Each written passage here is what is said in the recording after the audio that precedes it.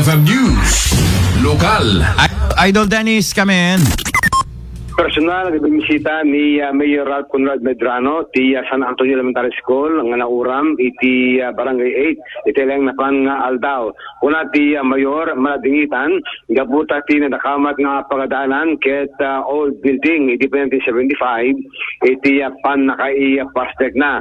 At damit iti kidaw, iti principal nga ni Mrs. Donalyn Asuncion, iti Mayor, para palang iti pan nakabangon manen, iti nakamat nga pagadanan. Ngayon ko namin iti Mayor, tumulong isuna, nakidaw tiya pundo, manipod iti gobyerno nasyonal. Kasi tiya panagsalita ni Mayor Medrano.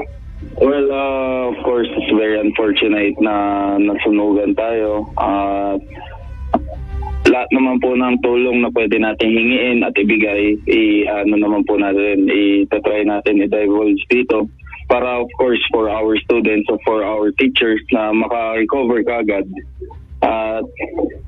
It's 3 classrooms na nadali ng ating sunog, kaya po we're asking of the officers of the higher ups para for the funding para ma-repair kaagad yung ating mga classrooms and makabalik kaagad yung ating mga estudyante. And iti agdamahan pa namuan, dumano iti dagop, iti naperdi, kagamgamit iti pagadalan. Yung segundo iti head teacher iti pagadalan, na-report na iti Defense Center Office tinapasamak, pangipalang itireto panakabangon tumanen, tiparo, school buildings, iti San Antonio Elementary School. Idol, Benny Salipio, Tatak, Aramen.